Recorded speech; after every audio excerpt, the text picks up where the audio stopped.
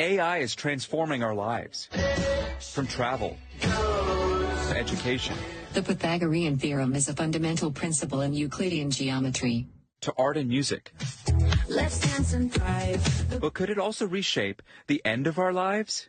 I gotta be honest, my first reaction was sort of like oh, no. But a group of scientists are going there, trying to make families and doctors make hard end-of-life decisions, using an AI that could predict whether incapacitated patients want to live or die. You can create this psychological twin of them that would, in some sense, be able to speak on their behalf. Specifically to make a decision on things like a do not resuscitate order, or DNR, which tells medical workers not to provide life-saving care if it could lead to too much pain.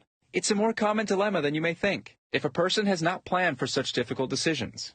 Anthony Penal says he found himself faced with signing a DNR for his grandmother after she was diagnosed with dementia.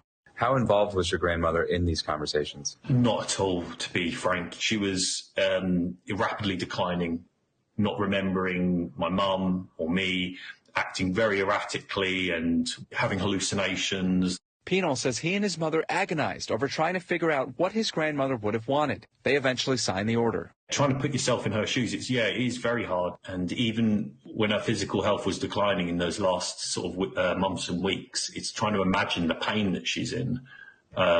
It's a very hard thing to do. Researchers think the AI can help. The idea? To feed a bunch of digital information about a patient into a large language model, kind of like ChatGPT. It could be trained on their medical records, like past treatment decisions that they made. Or even texts, emails, social media posts, demographic info, and more. And it would require patient or family consent. We run them through a bunch of treatment scenarios. They give you their preferences. Then you apply AI to those answers. And then you use that program to predict when the patient isn't able to make decisions for themselves. Researchers say it could help improve the accuracy of decisions made by medical surrogates, which one 2006 JAMA study placed at just 68%. But other bioethicists worry that the data isn't enough. It's still so speculative. And then the other piece of my skepticism is whether even if we had that data, an algorithm could accurately predict someone's future preferences. And they point out, as painful as these decisions are, they are part of the human experience. Is there a need for something like this? Sometimes surrogates do struggle.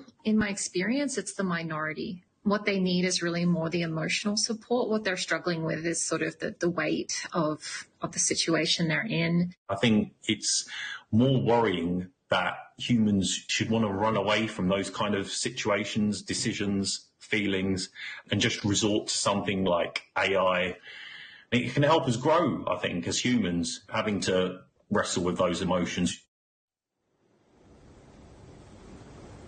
And Christine, for those worried that this may get into the hands of bad actors, one of the biggest focuses of David Wendler, the researcher you saw in the piece there, is in making sure that for-profit systems like hospitals or other businesses don't use this to ultimately advance their bottom line, and that patients and families are respected throughout the process. Christine? Thanks for watching. Stay updated about breaking news and top stories on the NBC News app or follow us on social media.